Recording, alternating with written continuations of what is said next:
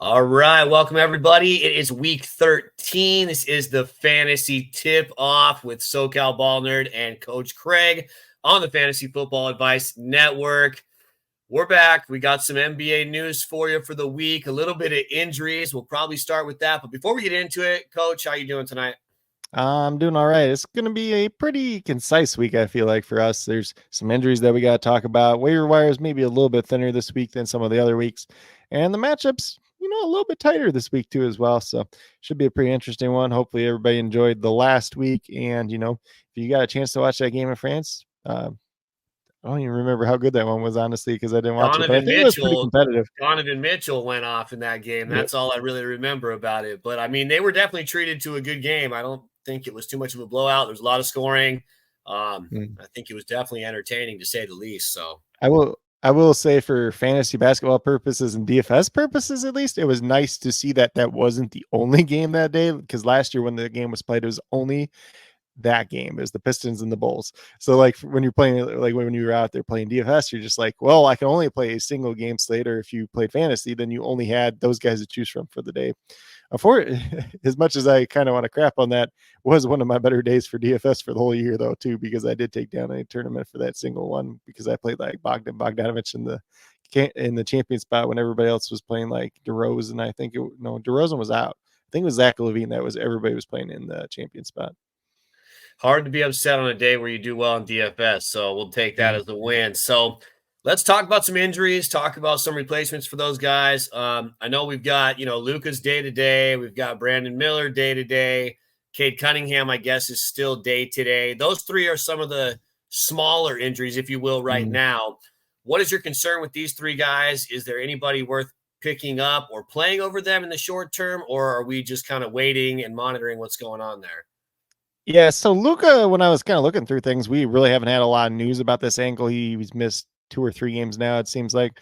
Obviously, Kyrie gets the biggest bump right off the bat just because it's Kyrie, but we've seen Tim Hardaway Jr. start. We've seen Jane Hardy start at times too. So just kind of depending on the flavor of the day, if that guy, one of those guys is starting and you want to play him, you can definitely do it.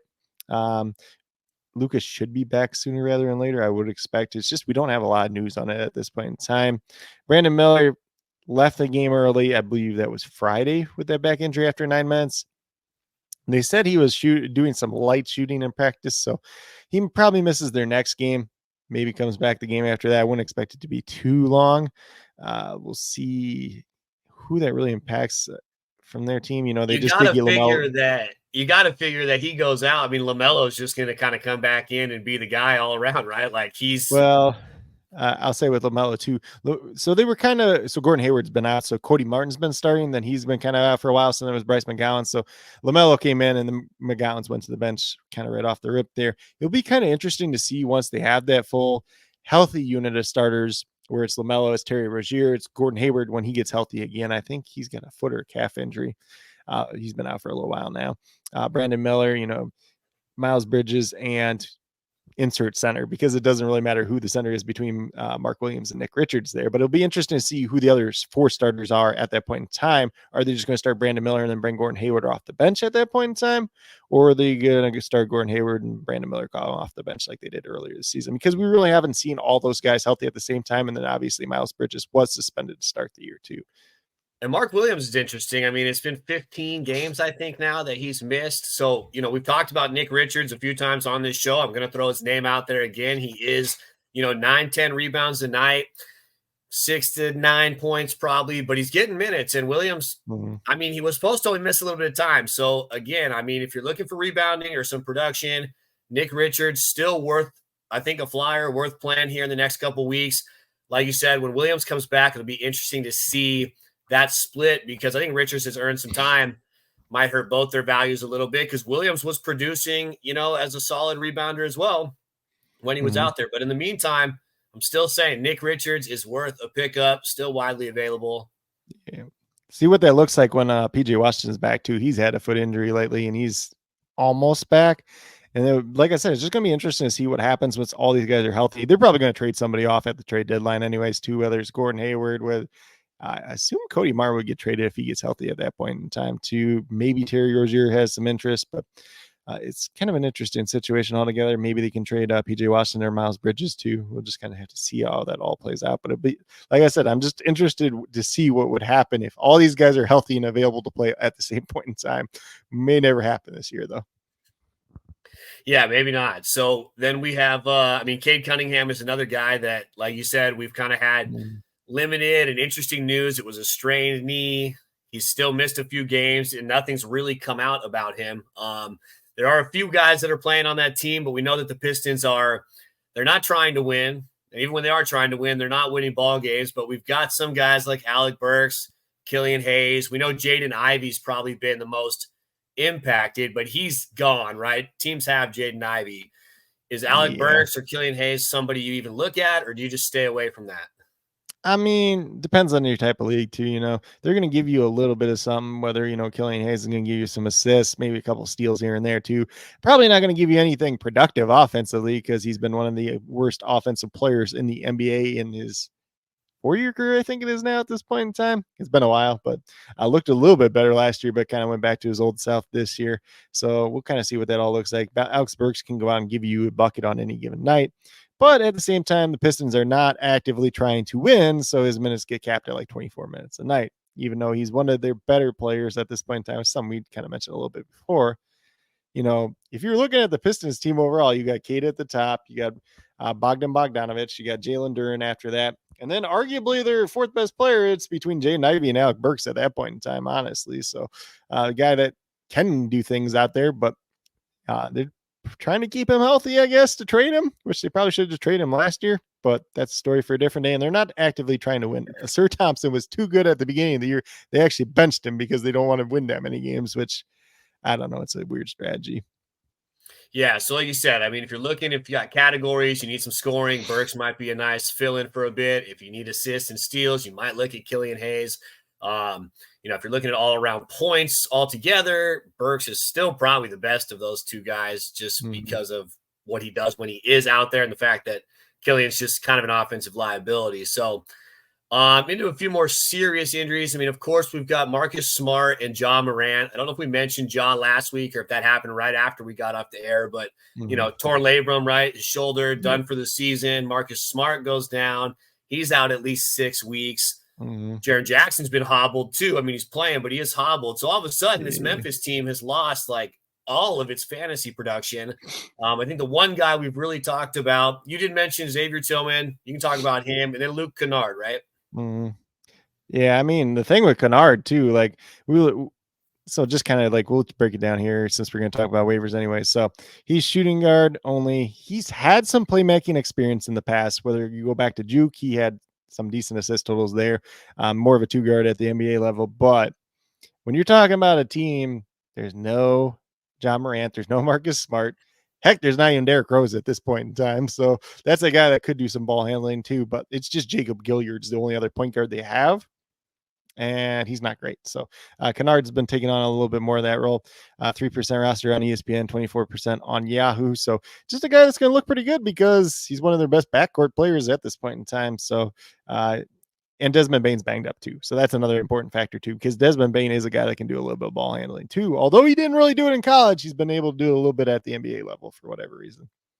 I think with Desmond Bane, it probably helps Kennard, because they need somebody else out there that can score the ball. Yeah. But if Desmond Bane's got the ball, it helps Kennard kind of open up more looks from that 3-point line, which is definitely, especially for him too. But I like Kennard. Like you said, the volume's going to be there. They've got nobody else. The injuries have stacked up. I think he's definitely worth a nice pickup there. Another like lower end guy too, Vince Williams. They just signed to a contract extension. He's been starting a lot of games for them this year. Not the greatest, but if you're in a super deep league, he might be out there and might get some minutes for you. He's been a name that's flying around there. Like you said, and we talk about this, in all sports. The type of your league. Is it, how many teams do you have? How many roster spots do you have? Is it categories? Is it just overall points? So again, some of the things that we say, they apply differently depending on, what your league format is, of course. Yep. And if you want to touch on Xavier Tillman too right now, we might as well. He's been starting lately for them at that center position. He's power forward and center eligible on both ESPN and Yahoo. He is 7% rostered on ESPN, 36 on Yahoo. he's played pretty well in the games that he started once again. So we'll see whether or not he continues to start when Jaren Jackson's back or not. But he's played really well, and he deserves some consideration at the very least. Yeah, so let's move on to Toronto, right? Jakob Poeltl is probably the Mhm. biggest news there. We talked about the trade that Toronto had made last week with the Knicks, or 2 weeks ago. Now Poeltl goes down. Kind of a small team, right? Pascal's kind of the big Well, guy out there. I mean, they have some big guys, but not that really produce, not that rebound as well as Jakob. We've talked about maybe they go smaller, but their lineups kind of look different the last few games. They also got blown out last game. So we haven't had a lot to really see what they look like without Jakob, but I know we talked about, Gary Trent Jr. Who else do you like besides Trent Jr.? so it's been a weird situation for them since Jakob Poeltl went out. When he was playing, Chris Boucher was actually playing pretty well off the bench. Then they go into Los Angeles with no Jakob Poeltl. And what do? They start Thad Young at center, 6'8". It's crazy the evolution of some of these guys. So Thaddeus Young is a big one of them. He started out as a small forward when he came into the NBA. Now he's playing small ball 5. So it's kind of interesting there. He played a lot of minutes, but you played him against Anthony Davis when you think like a Chris Boucher in that matchup would be better. But lately it's kind of been a split of Thad Young. It's been a little bit of Chris Boucher, and it's been a lot of Jonte Porter, who Michael Porter's brother, kind of been floating around in G League for a little while too. A guy that can knock down a 3 here and there. He's really similar to Chris Boucher, honestly, in a way, but he's played decent minutes when he's played. So, like, if you're in a super, super deep league, I guess that's the guy that you could look at. Actually, all 3 of them in the super deep league, you could probably look at. But, if you're in your kind of standard league, you're probably not going after them too much. Jakob Poeltl will see when he comes back. Hopefully, it's by the end of the week at least. Yeah, and I think, Gary Trent, we mentioned it first. I mean, probably the 3-point guy that's about 2.2 threes a game. So, again, if it's a category you're looking for, at least he's going to get a couple shots up for you. But in a standard regular league, I mean, none of those guys have really given us a reason to go out and get them. But a couple names to at least watch while Jakob's out. If he misses more time, those are definitely the guys to monitor there. On to Indiana, probably the biggest one, besides Ja, of course, has got to be Tyrese Halliburton. Guy was just playing out of his mind. Now he's missed a few games. Looked like he's going to be out. Probably reevaluated about 2 weeks from today. It looks like kind of that time frame is a little weird, but we'll call it about 2 weeks. So I know Indiana's got some decent matchups this week. So talking about waivers and that injury, who are we looking at there? Yeah, so it's kind of unfortunate. He's playing really well, obviously, like you said, but it was, I think, he played like 11 minutes in the game that he got hurt. So for the people that didn't see it, he kind of slipped on the floor, did the splits, and essentially pulled his hamstring. So it was a grade 1 strain. They said probably be reevaluated in 2 weeks from that time. I think that was last Monday after we had recorded. So lately they said it was going to be after their 6-game road trip. So I can't remember exactly when that started, but you're probably looking sometime middle of next week by the time when he get reevaluated, which doesn't even mean that he's going to play for sure at that point in time. They're just going to see how he's doing, run through some tests, run him through some practice, see what he's able to do. In the meantime, we saw a lot of Andrew Nembhard starting. He recently came back from back injury himself. Not really a guy that's good for fantasy, not really good that's good for DFS purposes. He's just kind of a guy that's out there and he does a little bit of stuff, but not a lot of anything. TJ McConnell's the guy that is better for DFS and fantasy because he goes out there, not a big scorer, but a guy that gets a ton of assists. A guy that's not great defensively, but he gets a lot of steals just because he's kind of poking in there, trying to guess some passing lanes, sticking his hand in there, trying to get the ball out when he can. So there is a little bit of upside to be had there, although Nembhard is the guy that is starting. And in terms of ownership or rostership, TJ McConnell's 36% on ESPN, 56 on Yahoo at this point in time. So he got picked up quite a bit in the, over the last week since Halliburton's been out. Yeah, McConnell, a little more known name amongst the fantasy community. He had some production before. I think he's someone you can at least trust a little bit more in that spot, but definitely something worth monitoring there. I mean, you've got Naismith there as well, who's kind of day to day, but there's times where he shows flashes of playing well, but very inconsistent. But if Halliburton misses, extended time, just kind of watch that situation, see which of those guys are getting the bulk. But I think McConnell's the number one there right now if you're looking to pick somebody up. On the injury front, did we miss anybody there? I don't think we missed anybody. We talked about pretty much everybody. We did see LaMelo Ball come back, which we kind of mentioned when we were talking a little bit about Brandon Miller. And then Draymond did return from suspension earlier today.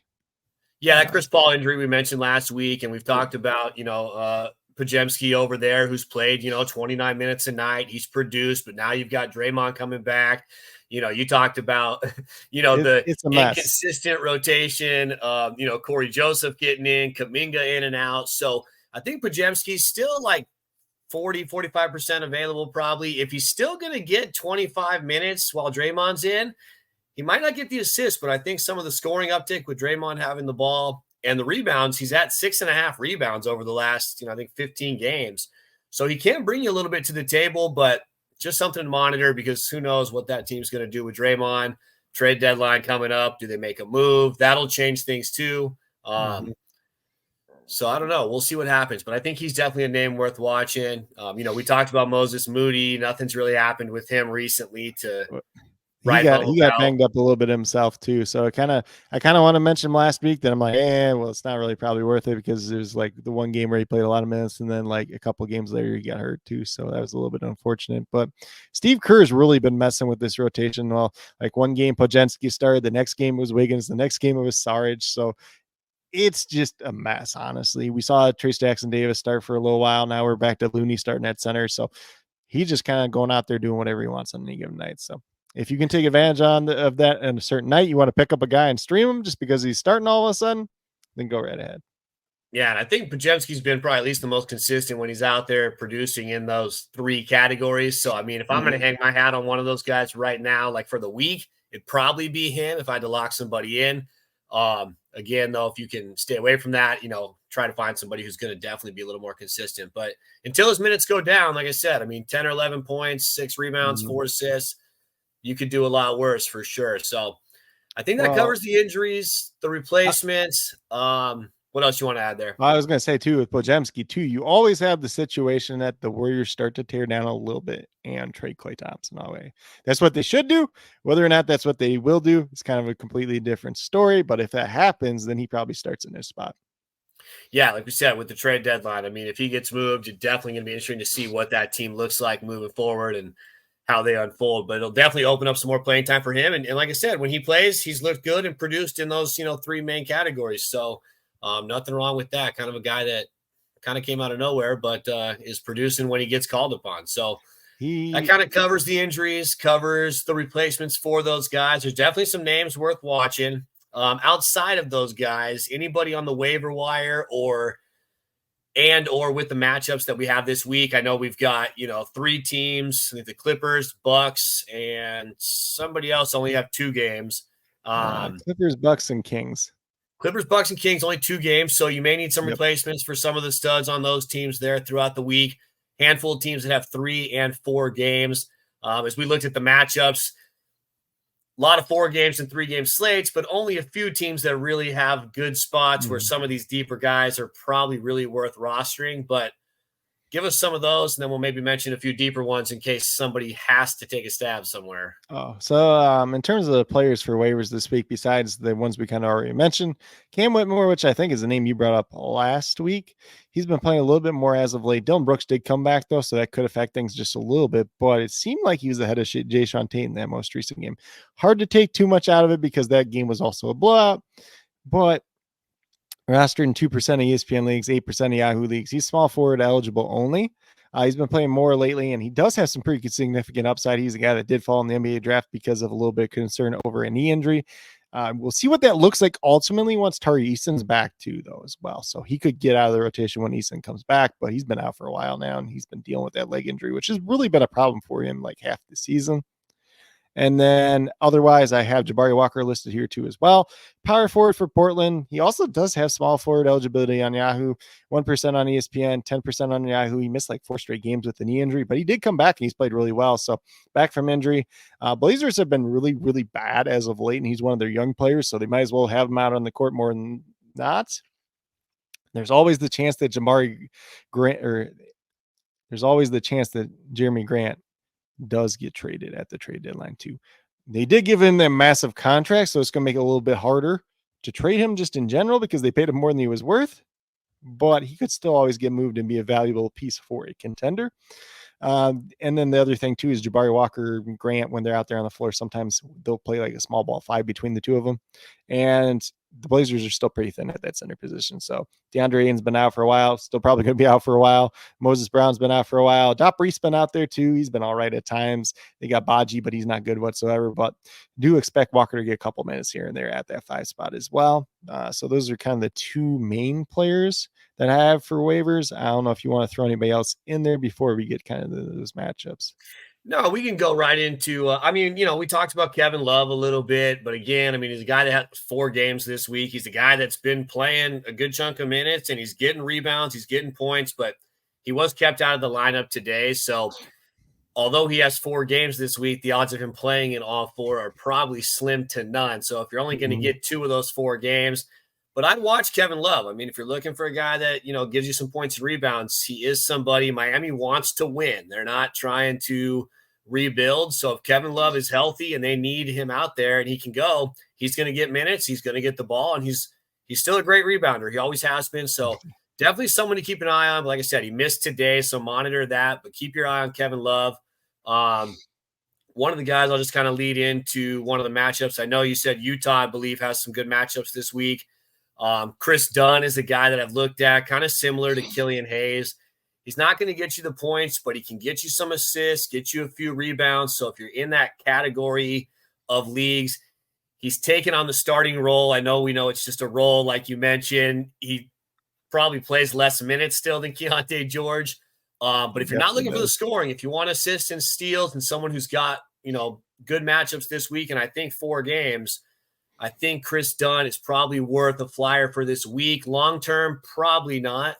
But I think you could get, a little production this week from him. So that's pretty much it with what I got. So we can kind of go into, Utah this week and then whatever else you got for matchups.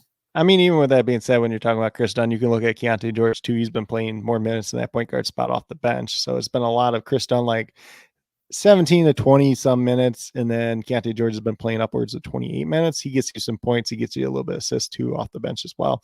It's just kind of weird how they've been structuring that out. They kind of wanted to balance their starting unit and their second unit. And it's actually played really well for them as of late too. In terms of the matchups that they had this week, they got a pace-up spot versus the Pacers, the Warriors, and the Thunder. The last game of the week, they played the Rockets, which is going to be a slower paced one since the Rockets have been pretty decent on defense and a little bit slower just in general. So good matchup for the Jazz this week overall. They've been playing really well as of late too. So that is, props off to them because nobody really expect too much from them. It'll be interesting to see what they do come trade deadline if they still try to move Lauri Markkanen. Since they are playing this well, but we'll see. We kind of had that last year with them too, where they got off to the better start than anybody expected, and then they kind of fell off after that. So that will be pretty interesting to see. The Warriors get the Grizzlies, the Jazz, and the Mavericks. So 2 pace-up spots there, one versus the Grizzlies, one versus the Jazz, and the Mavericks are going to be the slower pace spot just in general. If Luka's out in that game, it makes them a little bit faster, but at the same time, Luka's probably going to be back by that point because it's the last game of the week. In terms of the next team we got is the Pacers, who play the Jazz, the Kings, the Trailblazers, and the Suns. So 3 pace-up spots between the Jazz, the Kings, and the Blazers. Suns are going to be middle of the pack, so it should be a pretty good week for the Pacers team once again, even if Halliburton's out. They've been a lot more competitive than I thought they'd be without Halliburton, since he's obviously their best player and kind of carries this team. But they've even won some of these games without him, which is kind of crazy because they don't have that much talent on this team without him, honestly. So they've held some teams to a few lower scoring, outputs. I don't know if that's really an effect of Halliburton or if they've just kind of ran into some teams that have just not shot as well when they've played them this past, week. But either way, the point totals in their games have been a little lower for the opposition, which is, like you said, help them, be in the games, win a couple games. So, we mentioned a few guys on the Pacers, we mentioned the Warriors. So some of those good matchup spots you talked about, some of those players, that we mentioned are there this week. So favorable matchups, widely available. Definitely guys you want to go look and see if, they're available and can help you this week for sure. I think the best matchups this week, because overall, I don't think there's a lot of teams that's like, oh, they got a bunch of good matchups. You should play a bunch of their players this week. But the Timberwolves have great matchups this week. So they got the Pistons. We all know the Pistons suck. They don't play defense either way. You got the Grizzlies. They're ultimately banged up and they play pretty quick. And then the Thunder, which their Thunder are a good team. It's going to be a competitive game, but they do play faster than the Timberwolves usually do. So the Timberwolves going to look pretty good overall this week. don't really have too many injuries on their end either. Gobert did miss the one game last week. Naz Reid may be a streamer in some of those games too, just because he's played pretty well as of late too. And then last but not least, we got the Kings who play not the Kings, the Suns who played the Kings, the Pelicans, and the Pacers. So the Kings and the Pacers are going to be pace up spots in general for them. And the Suns team's actually pretty healthy for once, which we haven't seen like all year. And then the Pelicans, depending on the game, they can be a really good defensive team. But, it just really game to game with them. You never know what you're going to get out, honestly. Yeah, so Suns, you get to fire up all your studs, right? You get Booker, you get Beal, you get Durant. But, I think in some of those spots you can still, we've talked about Grayson Allen. We've talked about Eric Gordon. Those are always guys that pace up spots, high offensive games. They're probably worth, plugging in if you got guys on the off day or one of those guys playing only 2 games. I don't know if there's anybody really outside of those guys that I'm plugging in during the week. But maybe one of those guys, if I've got, PG out or Kawhi out, or – Sabonis out or Fox out or somebody in those 2-game slates, you got to fill those spots. So a couple of those matchups. I say with the Suns, though, it's 6 guys that play in general for them. It's, the starting 5 plus Eric Gordon. You get a little bit of backup center run out of whoever they choose for that given day, whether it's Drew Eubanks, Chimezie Metu, Bol, or Udoka Azubuike. It could be any one of those 4 on any given slate. And then whatever defensive flavor player of the day they want to roll out there, whether it's Nazir Little, Josh Okogie, Keta Bates-Diop, or who's the other guy? There's another one too. And all those guys rolled into one aren't giving you much production altogether. Okogie has a good game here and there, but you're never taking that dart throw because who knows when it's going to come. Those big guys are just fillers. So, yeah, there's not much to do there. But Gordon, and Allen, are definitely, like I said, in the high point totals. They're definitely guys worth plugging in. Hope you get some threes, get some double-digit points there. Other than that, man, you got anything else for this week 13 of fantasy basketball? No, I don't think there's too much out there. If you talk about the Suns again, it could be a decent week for Joseph Nurkic, going against the Kings versus Sabonis. He'll be out there a bunch. Going against the Pelicans versus Valanciunas, he should be out there a bunch because they won't really need to go to Larry Nance as much in that matchup.